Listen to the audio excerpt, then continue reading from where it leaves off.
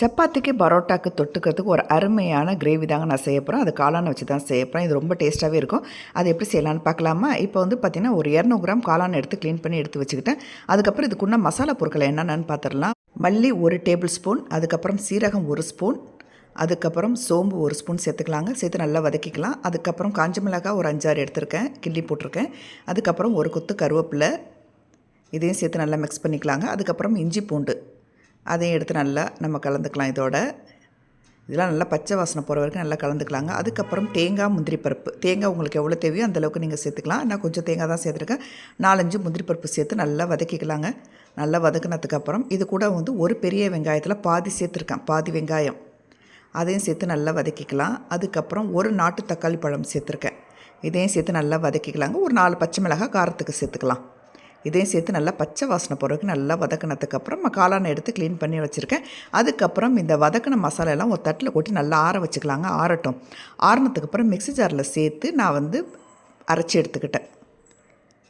நம்ம இப்போ வந்து அரைச்சி நம்ம மசாலா விழுது நல்லா நைஸாக அரைக்கணுங்க, திப்பி திப்பியாக அரைக்கக்கூடாது. இப்போ அதே கடாயில் எண்ணெயை ஊற்றிக்கலாம்.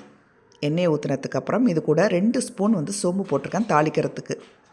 இது நல்லா பொரிஞ்சதுக்கப்புறம் ஒரு வெங்காயம் எடுத்துக்கலாம்.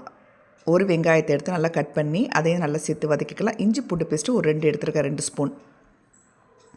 இதையும் சேர்த்து நல்லா வதக்கிக்கலாங்க. இஞ்சி பூண்டு பேஸ்ட்டு, வெங்காயம், சோம்பு இது நல்லா வதக்கினதுக்கப்புறம் ஒரு நாட்டு தக்காளி பழம் எடுத்துருக்காங்க, இதையும் சேர்த்து நல்லா வதக்கிக்கலாம். சின்ன வெங்காயம், சின்ன தக்காளியாக எடுத்துருக்கேன் நான். அதுக்கப்புறம் வந்து கருவேப்பிலையும் எடுத்துக்கலாம். கருவேப்பிலையும் எடுத்து நல்லா வதக்கிக்கலாம். அதுக்கப்புறம் தேவையான உப்பு சேர்த்துக்கலாங்க. மசாலாவுக்கு எவ்வளோ உப்போ அந்தளவுக்கு உப்பு சேர்த்துக்கலாம். சேர்த்து நல்லா வதக்கிக்கலாங்க. வதக்கினதுக்கப்புறம் 1.5 ஸ்பூன் மிளகாய் பொடி சேர்த்துக்கலாம். இதையும் சேர்த்து நல்லா வதக்கிக்கலாம். அதுக்கப்புறம் மஞ்சள் பொடி சேர்த்துக்கலாம்.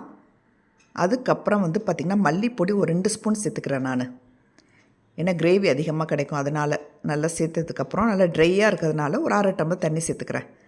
சேர்த்து நல்லா பச்சை வாசனை போகிற வரைக்கும் நல்லா கொதிக்கட்டுங்க. நல்லா கிண்டி விட்டுக்கலாம், அடி பிடிக்காத அளவுக்கு. அதுக்கப்புறம் 1 டம்ளர் தண்ணி நான் சேர்த்துருக்கேன், 1 டம்ளர் சேர்த்துருக்கேன் மொத்தம். சேர்த்து நல்லா கிண்டி விட்டுக்கலாங்க. இது நல்லா கொதிக்கட்டுங்க. நல்லா கொதித்ததுக்கப்புறம் அரைச்சி வச்சுருந்தா மசாலா பொருட்களை இது கூட சேர்த்துக்கலாம். கிரேவியாக சேர்த்துக்கலாம்.